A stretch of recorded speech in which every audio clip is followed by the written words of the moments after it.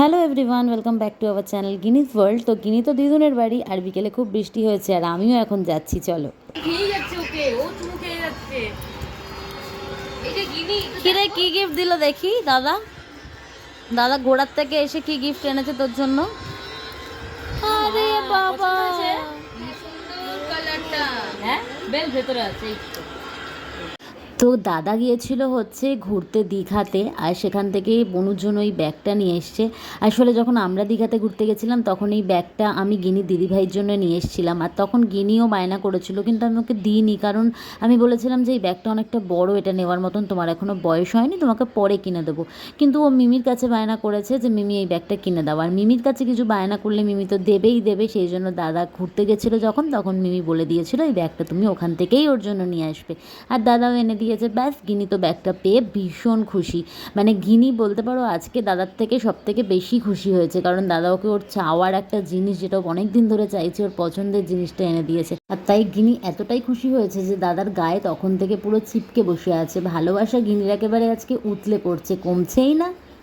আর এদিকে আজকে ছিল মানে ইন্ডিয়ার T20 ওয়ার্ল্ড কাপ ফাইনালের ম্যাচ। তো বাড়িতে সব লোকজন ছিল, সেই জন্য আমরা সবাই মিলে একসাথে বসে গেছিলাম একটুখানি মুড়ি মাখবো বলে। সেই জন্য চুরমুড় আর মুড়ি আনিয়েছিলাম, আর আমিই বসেছি এগুলো মাখতে। আর গিনি সেই পাকে খাচ্ছে হচ্ছে ম্যাগি।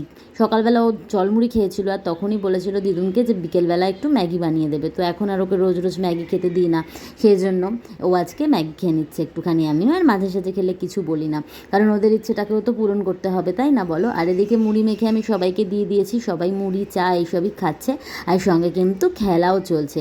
তো আমি আগে খেলা দেখতে জানো তো খুব ভালোবাসতাম বন্ধুরা, এখন আর অতটা ইন্টারেস্ট লাগে না, বাট সবাই মিলে যখন এক জায়গায় থাকি তখন কিন্তু বেশ মজা হয়। তো যাই হোক, খেলা শেষ হওয়ার পরে অ্যাট লাস্ট ইন্ডিয়া জিতে গেছিলো, টান টান উত্তেজনার মধ্যে হারতে হারতে জিতে গেছে বলতে পারো। তো তার জন্য গিনির পাপা আর গিনির মেশন বেরিয়ে গেছিলো হচ্ছে একটুখানি বাইরের দৃশ্যগুলো ক্যাপচার করে আনার জন্যে। আর এখানে দেখো রাত্রিবেলা আমরা ডিনার করছি, আর গিনি পুরো মেশনের পিঠে পুরো পাউডার দিয়ে মেশনকে ভরাচ্ছে। আর মেশন বলেছিল একটুখানি ম্যাসাজ করে দে, ও পুরো পাউডার দিয়ে দিয়েছে। আর এখানে আমরা রাত্রে ডিনার খেয়েছিলাম হচ্ছে বিরিয়ানি। তো ব্যাস এভাবেই রাতটা কাটিয়েছিলাম আমরা মজা করে। দেন তারপরে বাড়ি ফেরার পালা। আর এখন দেখতেই পাচ্ছ রাস্তাঘাট পুরো অন্ধকার, কারণ এখন বাজে হচ্ছে রাত্রি 2টো।